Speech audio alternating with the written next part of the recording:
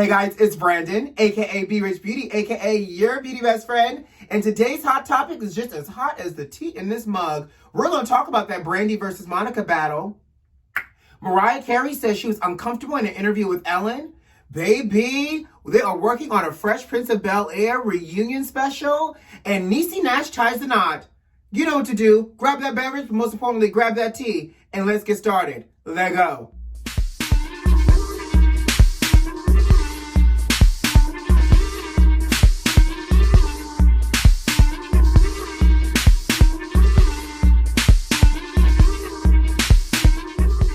Let's just jump into it because there was 1.2 million people that tuned in last night for the Monica versus Brandy versus battle. Now, did y'all know, because this is what I discovered, and I did not know this, because, you know, I went down to the Instagram in order to watch it, and then I was like, you know what, I want to watch it on my television in my home. Let me go to my YouTube on my TV and try to pull it up. I kept finding not a great quality. The one I found had like a little delay and everything else. So I went to the link for it, and it took me to an Apple Music link, and I was able to stream it from Apple Music to my Apple TV to my television, and the quality, baby, was impeccable. Did y'all know y'all can stream the verses on Apple Music? Now you know. You're welcome, but let's talk about it. All right, so you know, I'm from Atlanta, so I automatically ride hard for any A-Town heroes. I'm also a Brandy fan. So this versus battle was kind of tough for me because I don't know. I went in as an equal opportunist and saying that, you know what, they're going to have to lay it out on the line, give us their hits and their jams, and depending on how many jams I am bopping to and singing out loud off key in my house, don't act like y'all don't do it. And singing out loud in my house will determine who I think is the winner.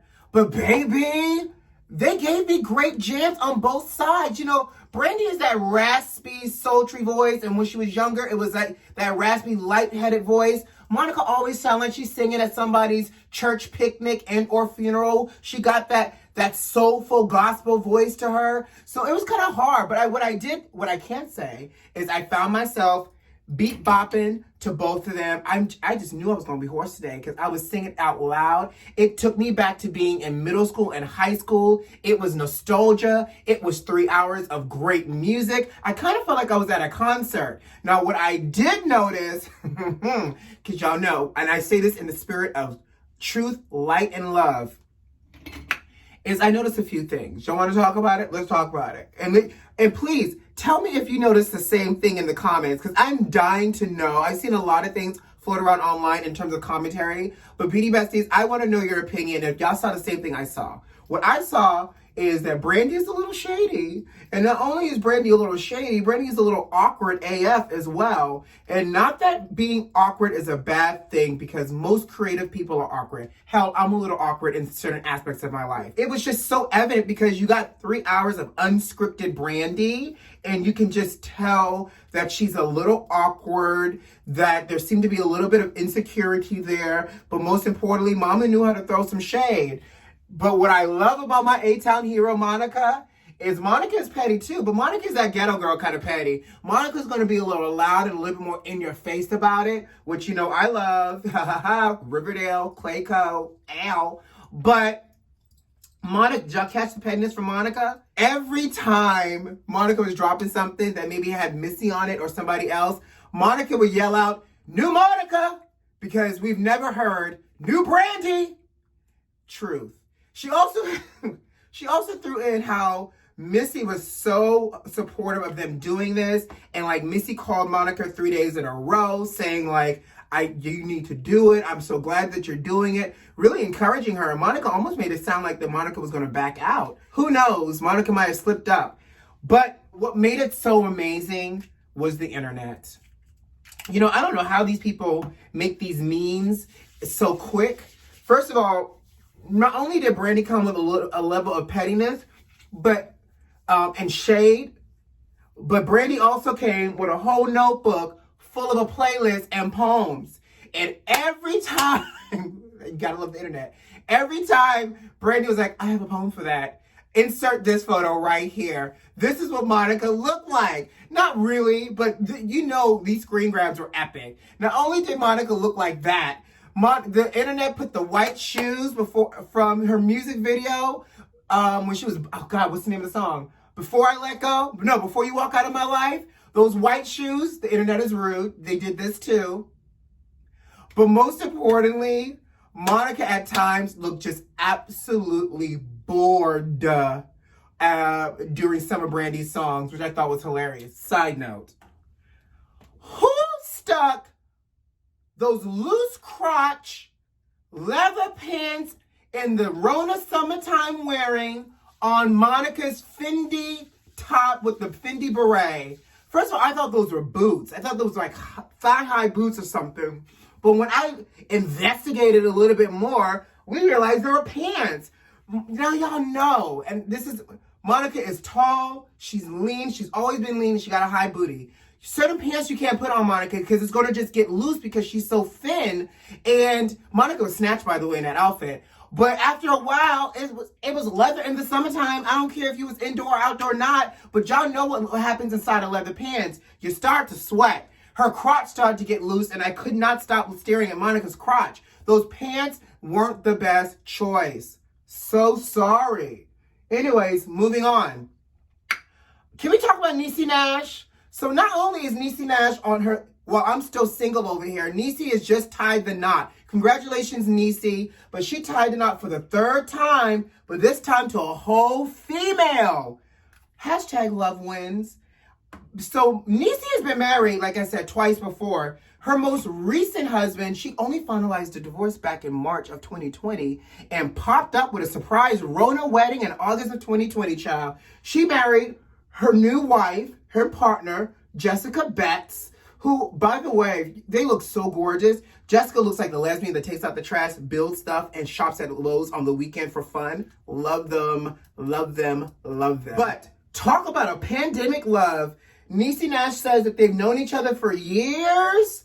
And, you know, hey, I'm here for it.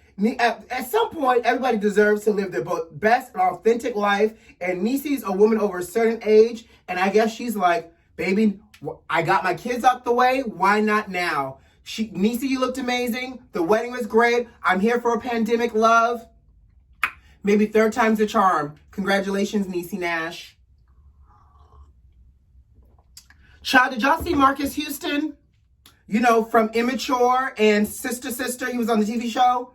Little Marcus got married, honey. By the way, because I think it's worth mentioning, Marcus is 39 years old, and he married a 19-year-old. Now, here's the thing.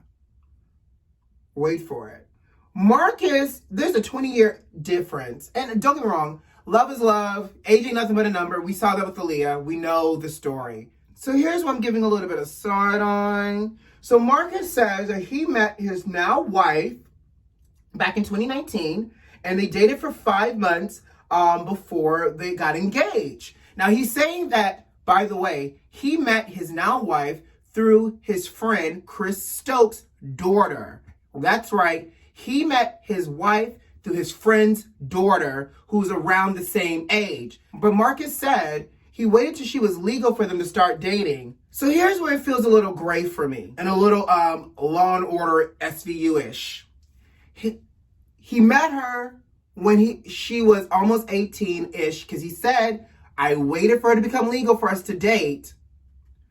But y'all know, I don't know if y'all remember, Chris Stokes used to manage B2K. And Chris Stokes was accused, and emphasis on accused and allegedly, because I don't think it was ever proven, but Chris Stokes was accused by 2 members of the group, specifically Raz B was the most vocal, saying that Chris Stokes, during his years of managing the group, sexually molested Raz B. Now, obviously, Chris Stokes denied it, but in that same allegation, Raz B also said that Chris Stokes also allegedly sexually molested Marcus Houston as well. So, and now he marries a teenager. Like, old girl couldn't even have a champagne toast legally at her wedding. So I don't know, friends. It seems a little shady. Again, at the end of the day, everybody deserves love and happiness. I get it. But this 39 and 19-year-old love just seems a little suspect to me. That's all I'm going to say. Congratulations, Marcus. Child, Mariah Carey is now coming out saying that she did her 2008 interview with Ellen on the Ellen DeGeneres show. Child, at this point, Ellen can't even catch a break, honey. I bet Ellen is somewhere in Montecito under a rock somewhere in that beautiful big house of hers. But anyways, so Mariah says she was uncomfortable in a 2008 interview with Ellen because Ellen was trying to confirm whether or not Mariah was pregnant. So the rumor at the time was Mariah was pregnant. During the interview, Ellen brought out champagne and was wanting to toast to her not being pregnant. And Mariah was like, why would you say something like that? So she was pressuring Mariah to drink the champagne. Now, what I think it gets funny, because for those people that know Mariah has no issue drinking champagne, allegedly, at any given time of day, allegedly.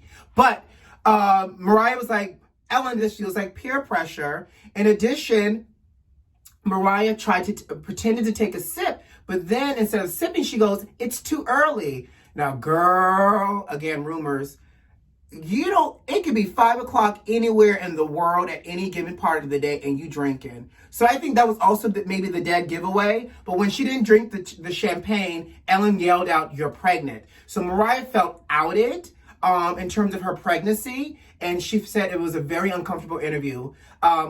Consequently, that was also a pregnancy where Mariah miscarried as well before she had her twins, Rocco and the other one. Yeah, the 2 R's.